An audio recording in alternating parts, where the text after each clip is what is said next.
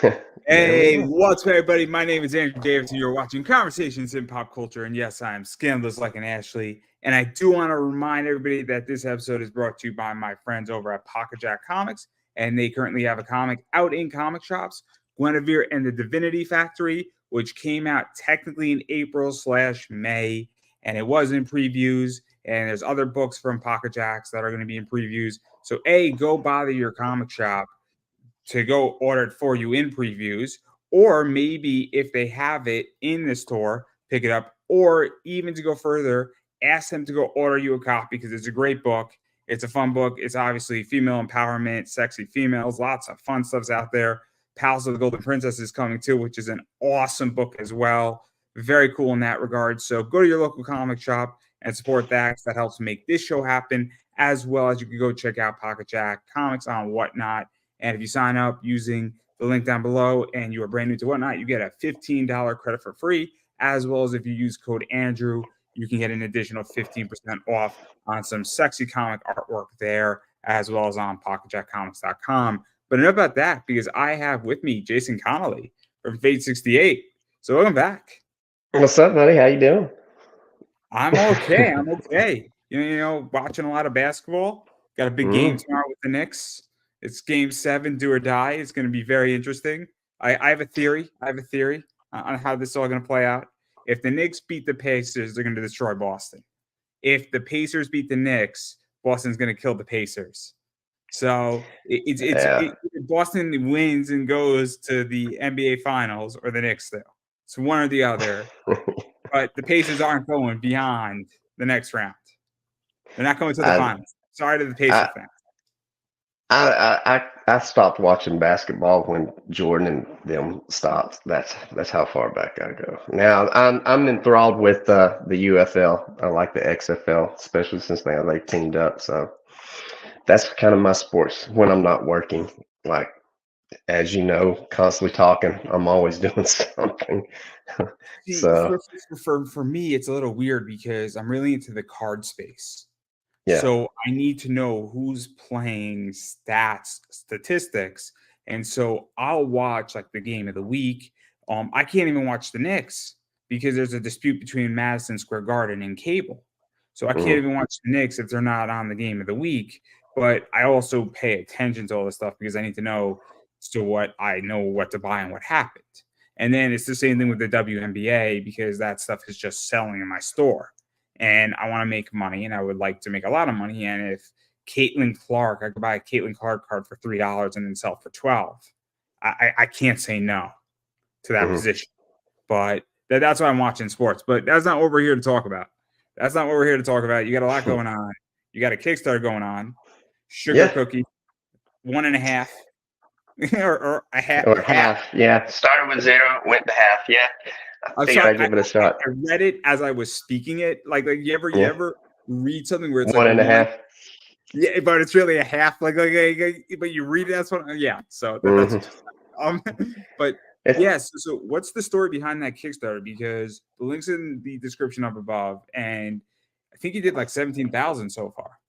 Yeah, it kicked off really fast, but we got a little over 20 days to go, so it always hits that little dip.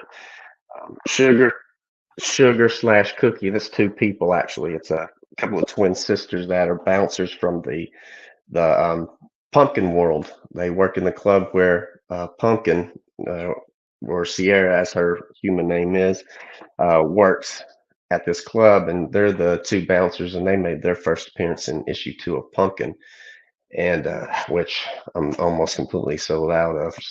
I don't even think I have a couple of good copies of myself. And then of course we spun them off into their own series, and it kind of started off with it takes place in the 80s, so it's kind of started off and it introduced a new character in issue 0, which is going to play a big part in this big thing coming up with Fate 68.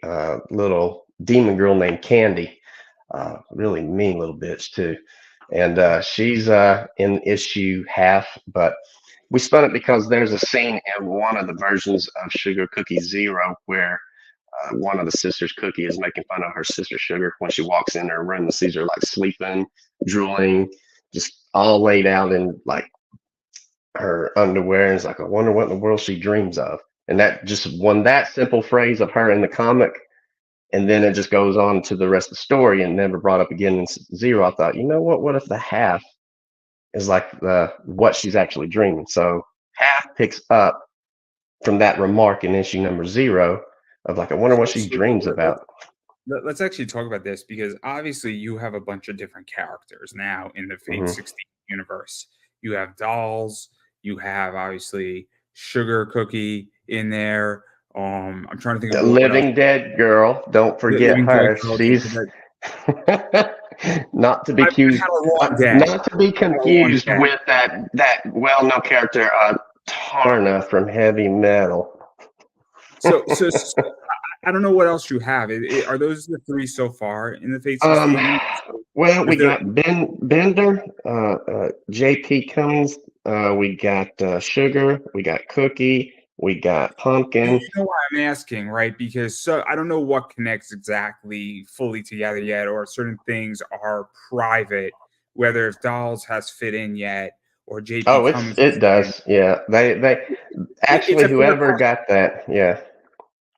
Is the point, because sometimes some people create universes and they say, cool, this is a whole separate entity that has nothing to do with anything. Like, for instance, the Courier from Zenoscope doesn't fit into the Zenoscope universe. No, it is everything fits in. Everything. Sugar Cookie fits in, and they're the bouncers from Pumpkin, and Pumpkin fits in with Bender. And I mean, it's all about to come to a head in the next series that we're about to release, and then after that, it really comes to head, and then everything kind of blows up.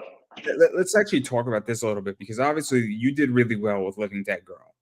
What did you end up with Living Dead Girl as a final Kickstarter? What did I end up with, or what did I should have ended up with?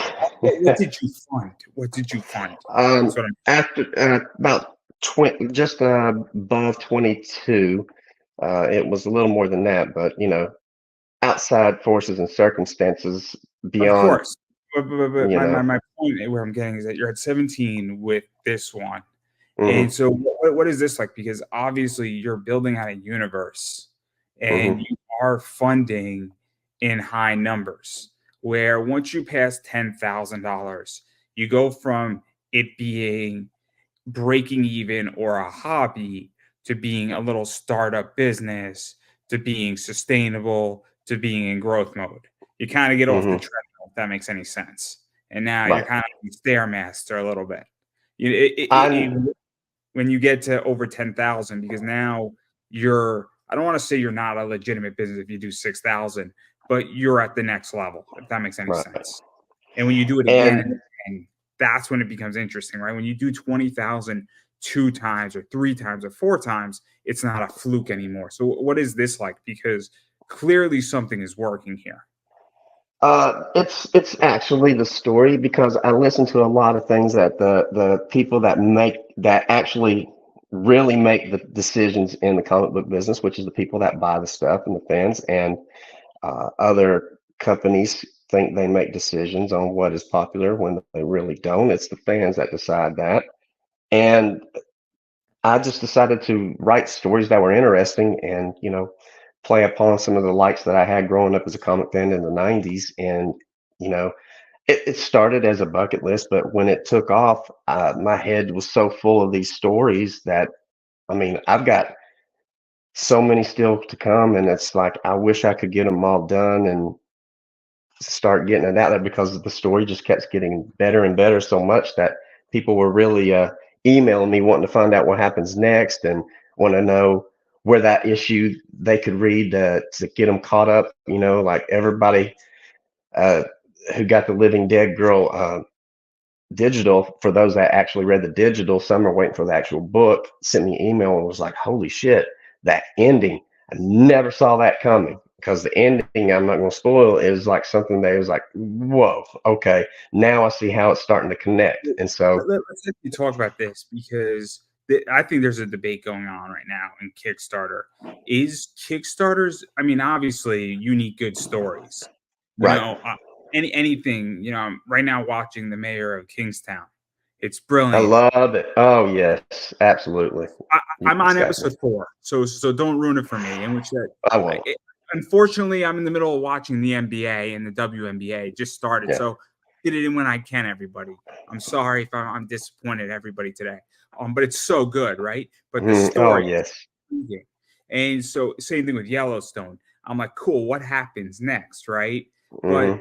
there also, I feel, is a debate on Kickstarter where great, you need a good story to retain people, and you need a good Hmm. hook to get me in, but you also need other things in there, and you need to market it. And this is Hmm. the debate that I'm having, and I'm really curious about what you think. Is that is right now Kickstarter more of a marketing ploy, and then the retention on the back end is the story, or do you think the story is because when I go through a Kickstarter, I'm like, cool, what's the hook? What covers you got? How is your Kickstarter designed? Hmm. And do I know what the hell I'm getting in your book within 3 minutes of me looking at your Kickstarter? Do I have an Hmm. idea that, oh, I want reward A, B, and C, and cool, we're getting these stretch goals, and cool, it's a shoot them up type story. And Right. this is, I guess, where what I'm asking is that because I'm trying to figure out what the success is, because you don't just do 17,000 based on story. You do 17,000 for a lot of other reasons. Because my mind has never shifted from being a fan and a customer and a collector to someone who just regurgitates the same person for over 30 years and never has a story except two people fighting and clothes get ripped off. I mean, I like, as you can see, that stuff just as much as anybody, but there's got to be a story behind it. I mean, and that's what really, like you said, every issue that I do ends with a cliffhanger of like, all right, this picks up in the next series of this and that. So that's But what's motivating I people. feel that's retention though, because I feel the issue on Kickstarter, at least for me, I feel it's just one gigantic marketing ploy at this point. And then you still Well, have to provide somebody with a good story. So like you could sell me. So anybody can say, I got the greatest comic book in the world and market it mhm, well. The question is that can you do that again for your next issue or a brand new story? And that's what I think is tricky right now on Kickstarter is that because I see everybody is, and I'll give an example, and I have no problem mentioning names. I mean, do you mind me burning bridges with certain Kickstarting marketing firms? no. I'm I can not burn a my own fan. bridge too now. I'm not a fan of inked marketing by Kevin. I Yeah. like Kevin as a person, but I've seen it where I think he does help people to some degree, Mhm, but it's also marketing. But then they also all come and say, I need help with interviews. mhm. And they're all now hitting a bunch of them are hitting me up saying, hey, do you have a spot on your show? And so this is where I guess I'm getting this from, and I'm curious how you feel about this, is that because I hear that people say, I'm going to spend $1,000 with a Kickstarter marketing firm. Murphy does it from Merc Mag. She does it, and she has and then I think Heather Ellen and Nita, I can't think of Nita's last name, does it as well. But people are spending a lot of money on the marketing side, and so I this is. won't do it. I'm not saying you won't do it. Yeah. What I'm trying to figure out though is that this creates a dilemma for me because I'm like, is Kickstarter really a marketing play? And Yeah. then you need to have a decent product, and that's why issue twos fail sometimes. It's because Mhm. you spent a lot of money to market issue one, you got a bunch of people to buy it, and then they became a sucker, and then like this is a piece of shit.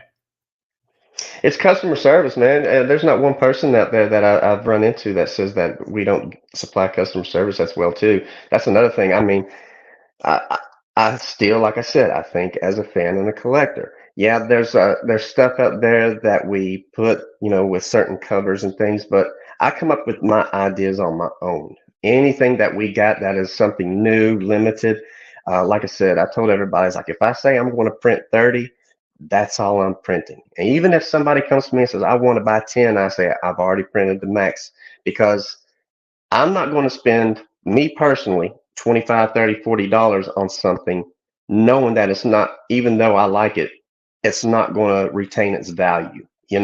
And collectors, they like the stories, they like buying the books, and they like the art, but they also want to have something that they know one day they can look back and say, hey, it's going in value. Like, I mean, we just sold not too long ago, a few months ago, a 9.8 of JP number one at Heritage Auction for $550. So we're now in the books as far as a graded goes.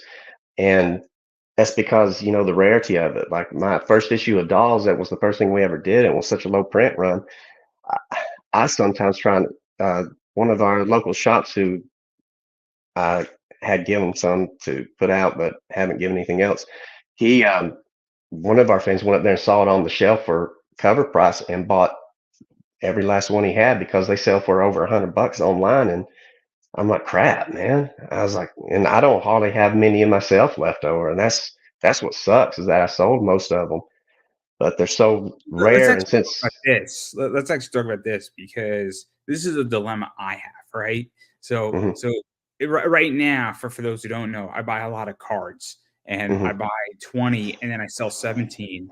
And my objective on the 17 is to break even or make like 15 to $20. If I'm lucky, sometimes I get really lucky and the card goes ape shit crazy, where I've had cards go for like $50 that I bought for $450. And it's just that everybody wants and everybody missed it for whatever yeah. reason, because people thought it was a stupid idea, and it was like, this is not a stupid idea anymore. And then it happens. But that's the thing, is that I like to keep like 3. If I buy 20 cards, I keep 3 in my personal collection as an insurance policy, so that God forbid it's the card and it's now $400. At least Mhm. I have 1 or 2 left to still play in the space. And I think it's really complicated once you're a business and you're producing a comic, is how many do you vault for yourself or for a later bite at the apple? Because I, if you had 10 dolls and you needed to raise $900 and they were going for 100 a piece, you could release 9 of them in there at a correct time. Or even if they're going for 250. I don't do that. When people come and they get something from me, they're going to get it as the retail. When they come to the con, we'll have people at other places that sell them at second market prices, and then when they come to me, I say, if I have it here, it's going to be retail. It might be marked up a little bit to make a little bit, or some of them are even breaking even. But I mean, that's just not. I think I've got Dolls issue one at foil one we did only 25 of for like $75 on my website, but they're like, there's only like 1 or 2 of them left. But for the most part, we just kind of keep it at around the retail because this stuff ain't really cheap. And even the metal covers that we make, so far, I haven't seen anybody else have a front and back metal cover. And just a front cover is expensive as hell, but I don't cheap out. I actually do um, front and back so it lasts, and I'll do it. And I think my markup is anywhere between 10 to $20 by the time I get it. So I tried flipping them for about 100, 150, but when I looked at the market value and the price, cost, and selling it, it's like, you know what? That's stupid price gouging. The moment you start thinking like a collector, thinking of a person that what you want to read, the moment you just start thinking as just a pure business, you're gonna lose it. And you got people that is like, we just got to get something out. That's just People will buy it just because we put ABC on it. Just throw some shit out, and people So do. this is interesting, right? Because obviously I sell on eBay, Mhm. and my whole thing is that books fluctuate because they're a commodity. So the way I view it is that if I bought a book for $5, but I can't, obviously I want to double my money or triple my money, and I have a certain, standard I want to make, and I try to be as reasonable as I possibly can. But I also have to look at the market and say, cool, if the market is dictating X as X, so if all of a sudden Dolls is going for $100, and I get that you want to still sell for retail or be as close to that as possible, there is a position sometimes like where you say, look, the market has dictated that this is more valuable, therefore you can justify a position. I Or won't have them though. They're all gone. I mean, if I told everybody. Oh, by the way, what's up, Specs? I see you on there, Mr. Thompson. Um, I tell everybody, I say I don't run a museum. I have a comic book company, and I got to move on to the next thing. I can't take this stuff with me. Um, you know, I I want to get these books to these people, and I want these people to enjoy it. I think I've given away more stuff in the beginning of this company than I've sold, just because I want people to read it. They sat there at cons, and if they spend 20, 30 bucks for issue 3 of Dolls, and I have a direct edition of issue 2, and it's like $6, I say, take this. I want you to read this before you read that. And then issue 4, here's a direct edition of that for free, and it was $5. There's a Read it. do you know who Gary V is? You said Gary Gary Diaz? Gary V? V. Gary V is a marketer, and Gary V has a philosophy that you will make more money by giving stuff away for free. Mm-hmm. And the theory is that you will build an audience, and if you give away knowledge, if you do, and you, for instance, we'll pick a topic. Let's say you teach cooking for free on, every Sunday you're teaching people, and you're a good chef, and you're doing a cooking lesson on YouTube for free that you normally charge $200 for, but you're doing it for free and you're good at it. It's an hour and a half. You're having a good time. You will make more money in his philosophy by giving away the knowledge how to cook and teaching, because you're building an audience that then when you do decide to charge something, you could charge a lot more, or you bring a product to market, you're going to have the audience. And I think that's 100% exactly my thought process, because I want them to like the story. I don't want them to get it because of something. I love the art and stuff, but I don't. Preston Coulter, the sponsor, he printed 5,000 copies of a comic book, and he handed them out instead of handing out business cards. Mm-hmm. That's actually smart.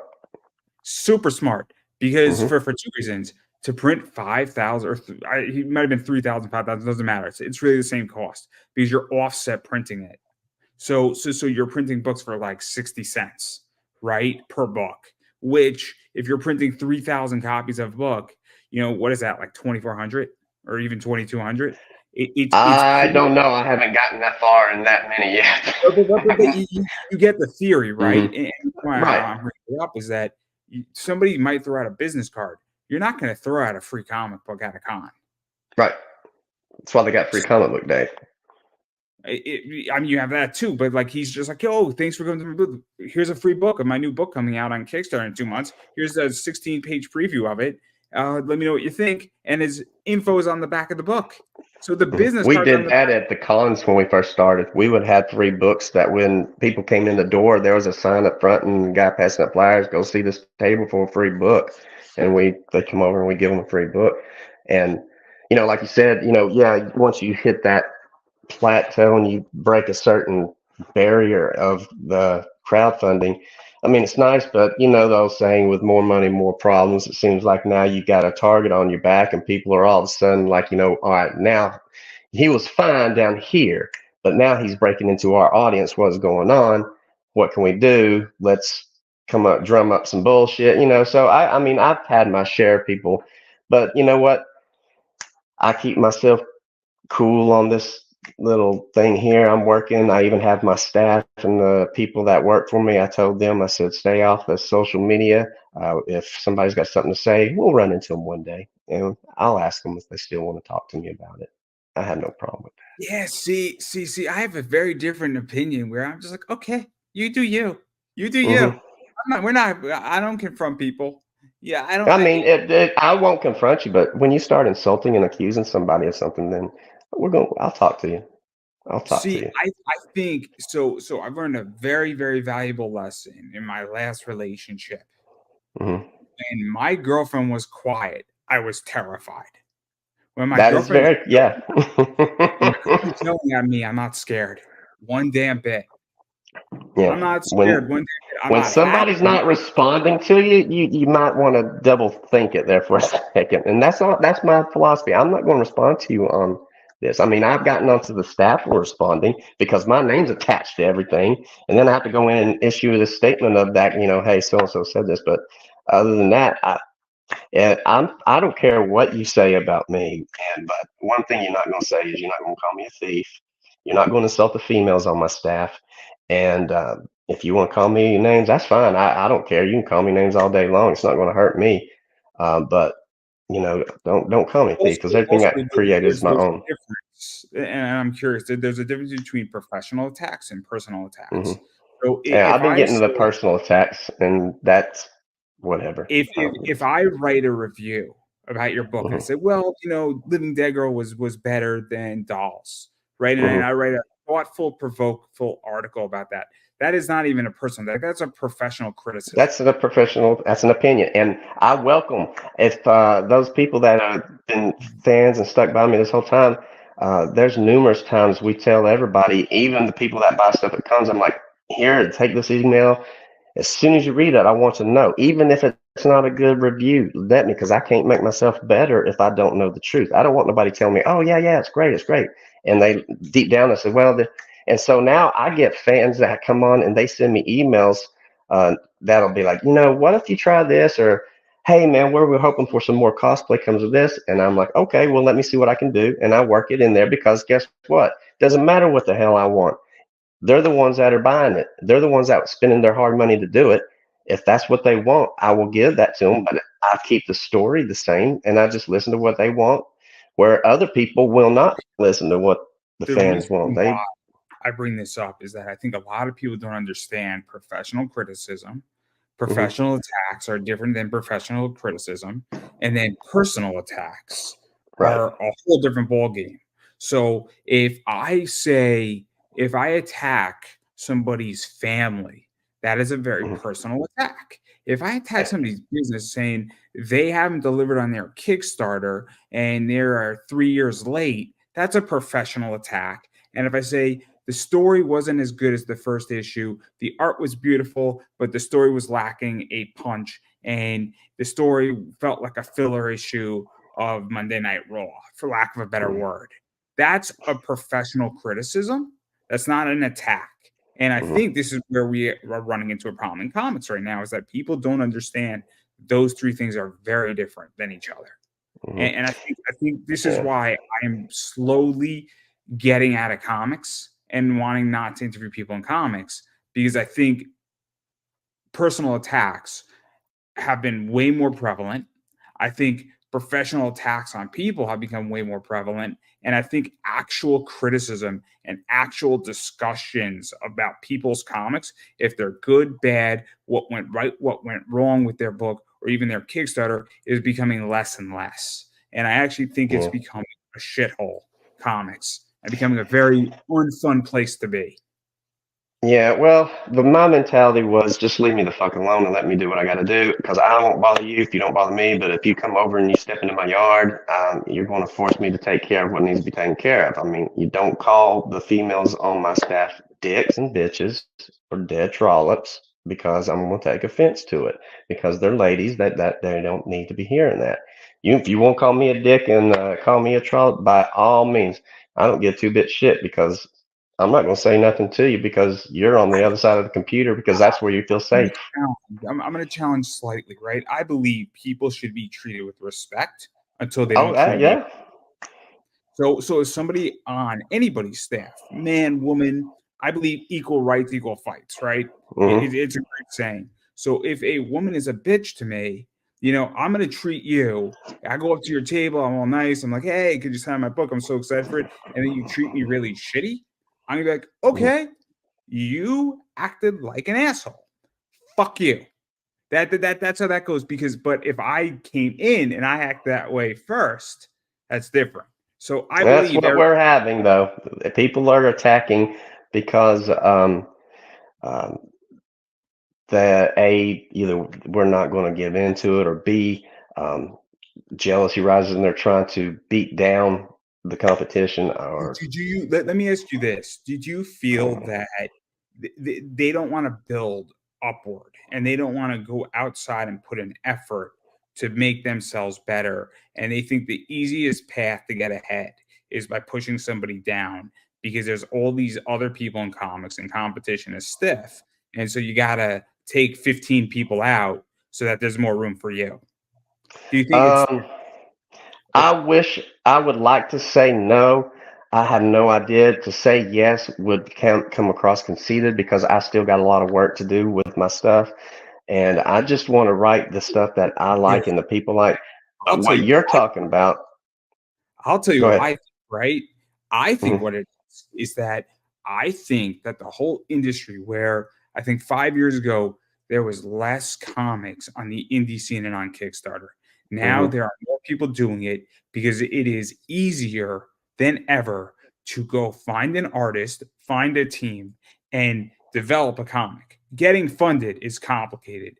Fulfillment is complicated. It's harder than it's ever been. But to say I want to do a comic on Kickstarter, it's the easiest thing to do, and to actually even get it rolling and get it started, and even getting a book and getting 8 pages on Kickstarter has never been easier before. But the problem But is it that doesn't matter. It doesn't matter because if you can do it and people can take a chance on the first one, but if it's shit, they're not going to come back. And the that's a lot of things. issue, There's a lot of shit out there, and yeah, if it of course, smells and looks like it, I'm gonna call it shit. I've seen some stuff. I've got covers that I have done and seen that I think I just can't publish that. Nobody's gonna want that. I just have to stick to what I believe. It's like mentality of a collector, a comic reader, and a comic book fan is what I'll be through and through. I'll never be a businessman, and I'm never going to be somebody that just wants to make a quick buck and say to hell with it and live off of notoriety and a oh certain man, character image. we're so different. I love making a quick dollar, but I also like to get my You're a clients. reseller. That's a big difference. A reseller, that's what their job is to do. Mine is to uh, give something to people where they want to buy it. But, You don't make the items you're selling. I'm making the stuff that you're supposed to sell. See, that's how that works. So I got to make sure that what I make is what people want, because if people don't want what I make, you're not going to make no money because they're not going to get it from you. yeah, I agree. It's also the idea that if I buy something at wholesale, I can then pass on the savings to the people, and then I'm selling it cheaper than if they were buying one single card. Perfect Yeah. example is Topps sells a baseball card for $9. I sell mine for $8.50 with free shipping, and Topps charges $3 for one baseball card to be shipped out. I charge 64 cents if I charge shipping at all. So my client is paying $9.14 versus $12 if I charge them shipping. If I don't charge them shipping, they're paying $8.50, which is cheaper than them buying directly from Topps. So, and I'm still making a good chunk of money on it, which is Hmm. crazy. And so everybody's happy because everybody's getting an item cheaper. Yeah. Topps is And getting, I'm getting what I want, and my client's getting what they want, and they know it's going to be perfect. that's what And we're slowly building to. As people can see from the beginning, where prices were, high because we didn't have nothing really to go on, and cost of hiring people to do certain things, it was expensive in the beginning. But the more we keep, growing and the way things are going the way they are, now you look at the stuff that I got, I literally sit down and calculate what do I need to do to make sure that everything's paid for, the printing and the shipping and everything, have just a little bit enough to carry on to the next one and not have to be a so-called price gouger. And that's why you see each Kickstarter, my cost keeps dropping because the more successful I am, the more I can give back by lowering the prices. Where a book that in the beginning would probably cost 25 to 30 bucks for like a variant is now probably $10 with me, which is basically, you know, cost did plus, you also you know, yeah. So Did you also feel though that also you also have the audience too? Because if you're only printing 30 of a book, it's going to be more expensive of that type of book. But if you're printing 150 of that book, it becomes a little bit cheaper to print 150 copies. I print them all the same at the same time, which where we print them, the value drops for all of them if you do a whole bunch of ones. Even if there's 30 of one book and there's another cover that I got to do 100 of, and then another one I got to do, I put it all together. They just look at it as like, okay, he's printing 1,000 books combined total, then it just drops that way. Now, when you start getting into metals and the foils and all that, them sons of bitches are expensive as all get out. So those are hard to do, but if I can just, but I'm at a point now that I can actually get them and drop the price a little bit more, where you see other places that only do front metal covers and they're charging, 50, 65, 75, $80 for them. We're down to about 65, $80 for front and back. See, so Do you feel so? Let me ask this, because I know that I know how much a metal cover costs to produce, and mhm, I have an idea how much foils cost to produce, give or take. Um, in which that, and I realize that you have to make money. I also realize that people on Kickstarter, there's a science to this, without a doubt, meaning that you make your money on variants sometimes, and it helps mhm, fund you, helps push you over the goal. It helps the algorithm. It also is some cool shit, because I'll be honest, when I don't want to see a foil on Kickstarter on your website, I want it to be almost Kickstarter exclusive and mhm, create FOMO. And you also want to be like, cool, if there's only 30 people buy this foil on Kickstarter, you're not going to see it anywhere else from mhm, me. But the idea is that my understanding is people have foils and medals and rare books because that helps get them funded, and it also gives a reason to back the campaign. Because if mhm, I could get the same foil from your website, why the fuck would I do the Kickstarter, right? mhm. Well, So, whatever I end up left over, whether it's a cancellation or something, I'll throw it up on the website or take it to the cons with me. We've sold a lot of stuff on the website recently, where inventory started to drop. For instance, I had spent this whole day calculating this new thing that I'm doing, which I think I spoke to you briefly on, the a we'll, new we'll, trading card series. we'll talk about that in a sec. All But right. you can talk about it right now. We can talk about it right now if you want. I mean, well, yeah, it would lead into the whole, like, the price thing, because um, So we launched the Greg Bow. why don't you explain that whole product, because it's interesting, and I have an idea what it is, but it's trading cards, and I think it's Right. trading packs, and I Hmm. think it's randomized, if I'm not mistaken, but Hmm. it's metal trading card randomized packs, first thing. And Yeah, I mean, we've got, you see how, through the sports stuff, baseball cards get thicker, they get more stuff added to them, stuff like that. Um, One thing that's been lacking is, a lot of comic trading cards and stuff like that. Quality's not always that great. They suffer a little bit. Um, and it took me a while to become a fan of, like, metal cover stuff, but once I got them, I saw how beautiful they were, how sturdy they hold, and I just like, man, I like this personally, and they're easy to sign, and they're very collectible. You just don't want to flood the market. And I always wanted to, once I got to a point with the company where I got a lot of covers or interiors and some good art, to launch my Fate 68 comics series one trading card set of variant covers, covers we never used, images from an interior. And so, what instead of doing cardboard, we're doing entire it's over 75 cards total, front and back metal trading cards that come in packs of 4 and 5 in regular blister packets, and they'll have, like, like if we had done like the black metal covers that we only printed 5 of, that became real popular. The ultra rare ones that we retire the cover when we printed in black. Once it's printed in black, it's retired. We don't do it no more. Um, and we only did 5. So when we do those covers, the black metal covers as trading cards, we're only going to print 5 of those trading cards, and they just get randomly put in, all these hundreds of different blister packs, so anybody can get it. let's actually talk about that a little bit, because obviously Zenoscope does a lot of metal cards, and I really like what Zenoscope does with the metal cards, where a Hmm. lot of it limited to 50. Hmm. So it's like $10, maybe $12.50, or like you get all three of like a set for like $30. So there's a little bit of a discount, but you're not getting a random pack. You know the three you're getting, but they are Hmm. limited to 50. And so obviously, give or take, after a little bit of time, you can't get it anymore. And also, some of the covers are just so fucking expensive from Zenoscope that you're just like, this cover's a $300 fucking cover, and this metal card is $10. And so you could see the art, but it's one sided. But That's what not is what I do.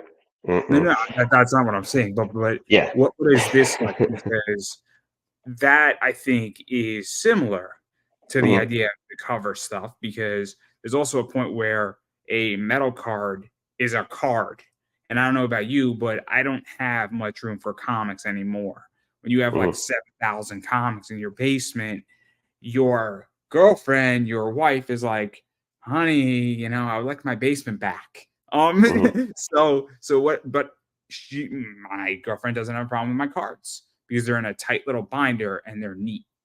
And Mhm. so it's a different product completely. So what is that like? Because it does hit a different market where somebody might say, look, I'm It's not such a well, comic. we did great with the Greg Bow. I mean, they did good as far as like public enjoying them and selling a lot, and they were limited down to like what I say 12, 1,800 packs total, I think. But it's once it hits its stride, it hits it. But we're not going to be doing any more of those. So it's like, I want to do something that's just strictly, face stick, not a specific artist, not a specific character, anything. So we went through, and what I thought was cool, again, if I was a collector and I saw a metal card and it actually had a big image of one of the panels that was really cool in one of the books, and it was on there, and then on the back it describes it and what book it was in and what the character was and what was going on, that would be cool. And then it would have like the covers, like these two would be a card, and then you flip it over, it tells you what the cover is, who did the art and all that good stuff. And then you've got a lot of chase cards. There'll be gold limited chase cards. The most sought after ones are going to be the black metal ones because I figured I'll stick with what we do, and we only print 5 of those covers for each image that we retire. For each of those black cards, there's only going to be 5, and like I said, they'll be randomly added to these packs. So whoever starts ordering these packs, they open it up, they're going to get a 1 of 5, and it'll be numbered black metal card that is going to be almost impossible to get from anybody else because there's only 5. And then like the gold cards are going to be, you know, like maybe added to 1 pack. For every 20 packs, you'll get 1 card of a gold one. So that's even just as rare. And then we're going to do glow in the dark ones, which will be like a 1 per 25. So that's the collector part of me, and that's what keeps people like, I want to get one of these. And then on top of that, when you open it up and you don't get the cool chase card, you get pissed sometimes, and they're like, this sucks. This is the same old. So what makes it good? We're going to have different visual things on it, like I said, the interiors, the covers, description on the back, and even some of the cards that we have, like the old school cards, like the Topps cards from the movies, will have a image poster on the back. Basically, what it is on the back. You know how you put the cards together and it makes a giant pin up. There'll be one available in those. So it'll be a double-sided metal card with the image on the front, and you flip it over, it's going to be a piece of that puzzle that you collect all the pieces to make the giant image. So keeping all the stuff that made it fun in the So old days is what I'm trying to do. it's interesting because obviously I'm in the space. I obviously buy and sell a lot of cards. I'm Hmm. big into that, big into Tops now. And there's another company called Stupid Little Monkey. They just released their card set.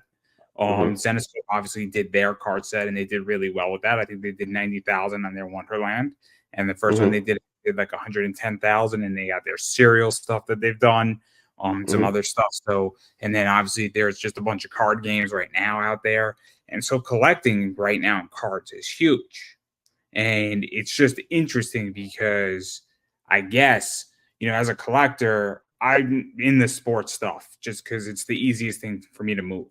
And it's also balancing out the comics out of my business because when sports work, comics don't. And when comics work, sports don't work in my business. And Hmm. I figured out how to balance out a business correctly. But what is this like, if even for you? Because obviously, this is a hot sector and it's not leaving anytime soon, the card sector.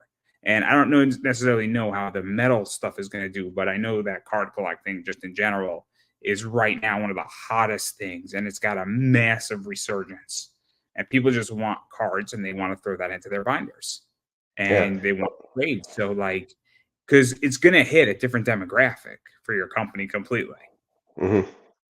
Well, I mean, it's going to hit different, but it's also going to keep the same. Right now, the we haven't even got to the point where we're releasing those cards yet. But what I did, I you know saw the old commercial for the Star Wars early bird package back from the 70s, where you could just get the little box and you'd have the card.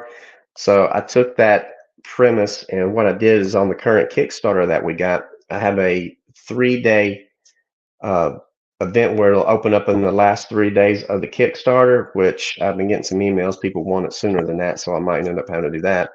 But basically, what it is you can get the early bird trading card packs right now on the Kickstarter once it opens up for Sugar Cookie. And what that is that that's not the regular release of what we'll have. It'll have the same cards in it, but in these packs that you get on Kickstarter only for those days, every pack will have one of the covers for the character Candy that I introduced that we're doing a cover of. It'll have a metal one of her, and that's the only way you can get that card is off the Kickstarter. So everybody that gets a pack will automatically get that card, and then 5 of the black metal candy cards are going to be mixed in there too.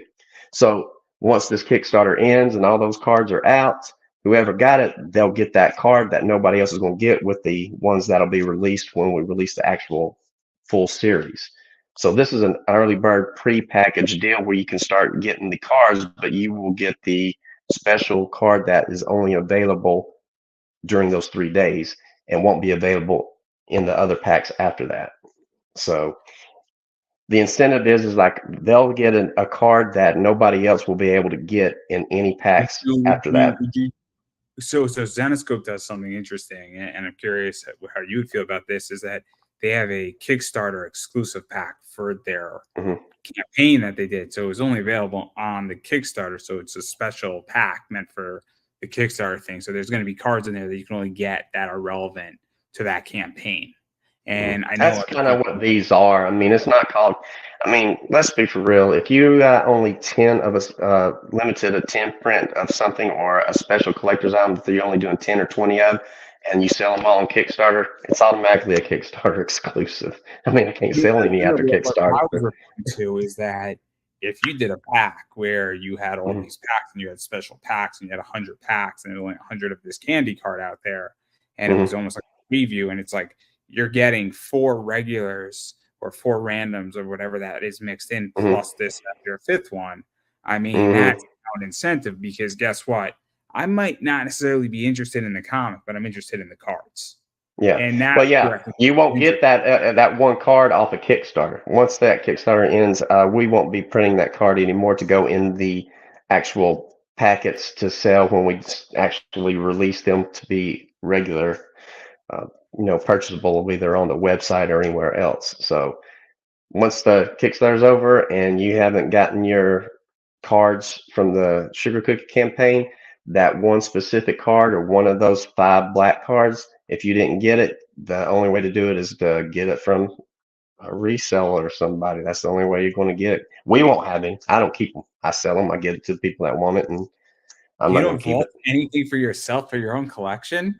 Why? No, because that would force me to hold something that one day I would have to turn around and sell, and I can't sell something to somebody that I know what it cost me to do at a second market price and feel good about it because I just can't. I mean, that's y'all's job. My job is to make it, make enough to get by and make sure the people that are reading my stories enjoy it.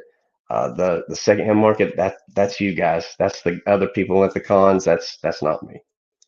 I mean, I'll hold on to something that I could read. Like I got a couple of the first issue of Dolls for sentimental value, so when I get older, I can say this is the first book we ever did. Same with some of the JPs, but they're not meant to hold for like value one day. And like, oh, well, one day I'm going to retire off of this. I got a comic book collection I have that for that I've accumulated. But my personal stuff, man, that's made for the public. I want them to get it. I have a baseball collection that's meant for me, right? Hmm. So it's just like I'll buy. There's another reason why you buy 20 or 30 or 40 cards because Topps throws in parallels, and those parallels are worth money. And there will be a point where I will give either this to my kids and then they'll do whatever the hell they want to do with it when I'm dead. And if they want to make a lot of money after I'm gone on that stuff, they're more than welcome to do it. Or there might be a point where I make a gigantic exit out of this whole thing fast forward. But that's a whole different discussion. But see, you don't make the cards. That's the difference. I mean, I have stuff I collect from comic books that I hold for value, but they're not my company's comics. That's the thing. Like, I'll keep the original art, because right now I have an original art piece that I think you'll catch the innuendo I'm about to give you. I paid for it, and I asked after a debacle happened for the very original drawn art piece to that cover right there. And that original art piece to this chaotic event is what people want to get. And I got it, and I want to hang on to it because that's what people want. There's things I have that are not for sale. All right. Yeah. Let me put it this way: everything is for sale in life. If I was to a price that you can say no to, everything is for sale. There's no question about that. It's just like how much. Like, I have a Saga 1, right, signed by Brian K. Staples, graded in a 9.6. Somebody offered me $1,800 for it. I would have to think about it. I'd have to think about it for a while, and it would be hard for me to say no. I mean, I might still say no, but it's a real offer, right? So if somebody offered you $20,000 for a piece of art, you have to think, right? Well, you do. Like, if somebody offered that to me right now to kind of get more from the, it looks great on computer, or i.e. paper, the company's doing good, but you're never out of the red for the first 2 years. So if I got something like that off to me, I was like, man, shoot, this will put me out of the red, and boom, we're off to the races from this point on. Yeah, I'll do it. Way beyond, and it's gonna get you into an infinite profit cycle. So that's that. I would for that, yeah. But don't come at me as like, I'll give you $800 for it. And I said, I'll kick you in the nuts for $800. No, you're not taking that for $800. I went through hell for that original art. That's why she stays with me everywhere we go. We fought together and we lived together. We're going to die together. Fair enough. So obviously you got that going on, and then there's some other stuff that you got going on. And I do want to back out of all this because obviously your campaign is live, it's active, it's in the link up above, down below, to the side, wherever you're going with that. But where do you see comics going and pop culture going? Because obviously you're involved in a lot of stuff around this. Now you're involved in running a comic business, you're involved in creating comics, you're involved in some movie stuff. You're involved, obviously, now entering a trade position, card position, I should say. And so where do you see it all going? Because the industry has clearly gone in an interesting direction. I don't want to think about it with this AI crap. I'm praying that AI crap. I'm just talking about the idea that pop culture is evolved outside. It'll change. It always does. I mean, think about it. Over 50 years ago, people were buying rocks with faces on it. Okay, so things change, but everything has its circle and it comes back. I mean, indie comics. Let me put it this way, right? I was in Hot Topic about 6 months ago, and a guy who looked like the football quarterback was buying a Pop Funko next to what looked like his friend who looked like a computer nerd, right? That didn't exist when I was in high school. You wouldn't see a high school quarterback throwing a football and being cheered on in Hot Topic buying anime stuff, and that has shifted. So there's a lot of stuff that's happened. But there's no getting in the closet about it anymore. I mean, like me, I grew up as a comic book guy, but yeah, I did sports and I did stuff, but I never closeted it. I was always, comic book nerd. Yeah, that's me. I'll take it all day. So I mean, it's become a norm in society, and it's not something. It's like everything is starting to become a norm. So it's kind of like you almost get tired of just trying to figure out things to make fun of somebody at because you really can't no more. So, and it's really dumb because if you're making fun of somebody else, you're basically just being insecure about yourself, whether you're collecting comics or whatever it is you do in life. No, if you're It's making fun of somebody else, you're just an asshole. well, That's that's really true. all. That's I really mean, I'm all. not going to deny that you are an asshole, but you also are an insecure asshole. So what can I say? I've had my share of insecure assholes in the past couple of weeks, but Yeah, so what can I I'm say? a very insecure person. No, I'm not. Oh, but I mean, the reason why I ask is that obviously, as you know, in the pop culture space, I just find it fascinating what other people think. Because I am not a creator, right? Mhm, And right now, I jump on trends. I've said this before, and I'll say it right now, and people have made fun of me for it. And I said to buy a WNBA team, it's going to run you $50 million, and they're going through an expansion, and that's what it's going to cost somebody to build one and basically buy into the league. And my response to that is that is dirt cheap. That is dirt cheap. The way the WNBA is going, that is dirt cheap. 50 million is dirt cheap to buy a WNBA team, hands down, because that's going to be worth a lot more money in 5 years from now. And the Dana only reason, White knew that, and that's why Dana White is a multi-billionaire because he bought UFC for $1 million back in its heyday, or back when it was dying out. And look at it now. It's just a matter of what you want to put your time and effort in. This is my life, and I've worked hard to get what I got, and that's why I fight back so hard when people are either trying to take something from me, saying something about me, or something like that. I'm like, I worked too hard for this. I was like, I'm not bothering you. Don't bother me because, this is a can you just don't want to open. And I just, it is what it is. I just want to do my thing. And, because in the end, it doesn't matter what the guy over here who's doing his book or this book says.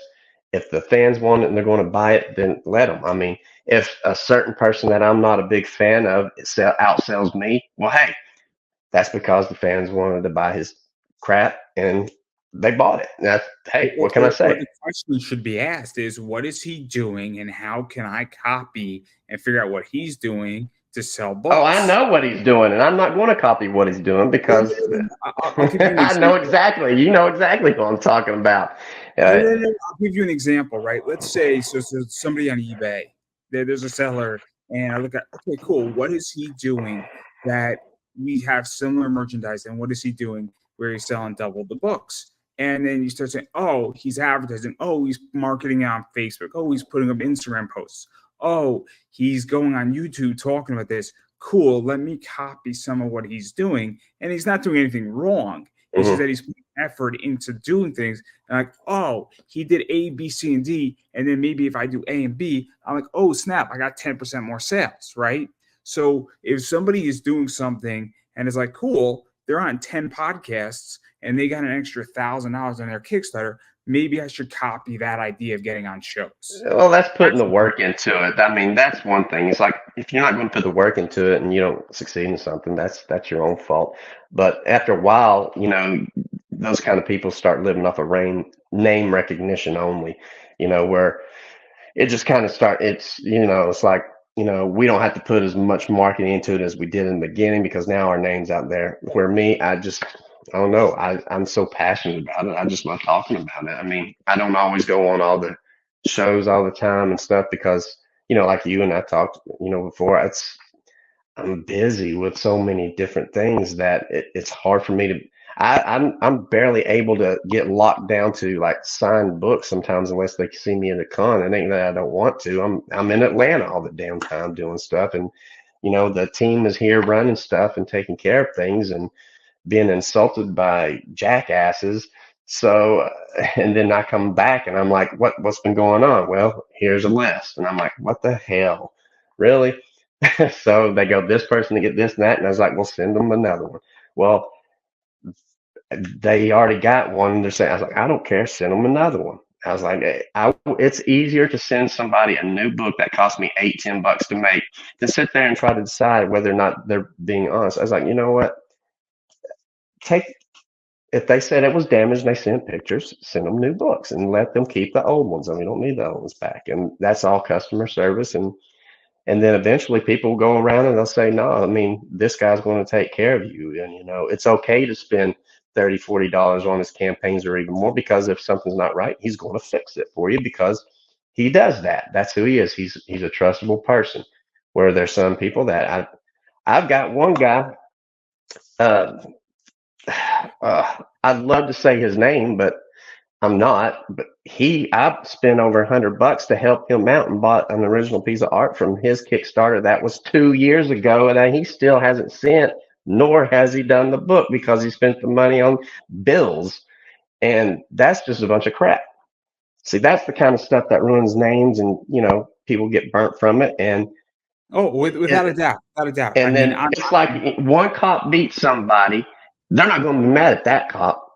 All cops are bad. So, one comic book artist on Kickstarter screws up and does that, everybody's going to be like, I don't know, I had a bad experience. This didn't come, so I'm sketchy from any of those guys. So it's like, come on, man. I agree. And I'll be honest, I am right now backing out of a lot of Kickstarters because I've been burned. And I've been burned a lot in comics lately, with a lot of people being late. And unfortunately, there's supply issues. And when I'm buying wholesale or buying a mystery box, and I want to sell somebody's books, and you're 9 months late, you're 12 months late, you're 2 years late, how the fuck can I run a business if you're late? And then even when I'm buying books at wholesale and somebody's 6 months late, I'm like, what the fuck? Yeah, I would hate to be that. Ugh. If I'm 30 days past due on certain things, and I have been once, I add extra stuff in there. When they get their stuff, they're going to get extra. You ordered some stuff from Living Dead Girl. So what? Freudian slip. So what I do is I will make sure as soon as that item of one of those items comes in, whether it's not all the stuff at once. You can wait. I'm not worried about. Well, that's just what I have them do. I said, if one book comes in and they ordered 5 books, send them that one book so they know, hey, this is all that came in so far. The rest will be in later. I'll get it all to you, but I don't want you to wait. What people don't understand is that I am right now backed up. When it's 6 months out is when I start getting upset. When it's 12 months out, I'm getting upset. I get nervous when I can't get stuff out within the first 3 weeks. I go a month past due. I feel for them. I'm like, man, I don't like that. Like, I'll be honest, you could send me, or you could wait. You could just put it in like a bin, and because I know shipping is expensive, and I could wait for a bigger package because it's actually more beneficial for me to deal with bigger packages than smaller ones. A lot of smaller ones. It's easier on a business level. I would rather have, like, Mount Olympus owes me a lot of books. I would rather have them send me 100 books all at once, because this way it's easier for me to sit down for 3 hours and mark what I need to sell that week, and then file it away and figure out when I want to sell the whole thing. It is good, but it don't matter because none of your shit came in yet anyway. That's just how I operate, because I'm looking for the most efficient components, right? Because if I can save myself hours, because when somebody sends me 2 books here, 3 books there, 4 books there, 5 books here, it fucks up my whole fucking filing system. I'd rather have big packages. If I order 100 books from somebody, wait 3 months, send them all to me. Your shipping to me is going to be $50. You're going to save $50 in the long run, and you're going to make my life a fuck ton easier, because now I'm going to sit down on my Saturday with a short box and 2 short boxes. This is a sell now box. This is 6 months from now. And guess what? And then I throw out all those packages, or I figure out how to recycle as much of it as I humanly can with those orders that I know are going to sell out quick. Yeah, I went on. I was looking for some of the books and some of the stuff for the LDG campaign still, because I got a few things in, and I send them out as soon as they come into some of these guys. But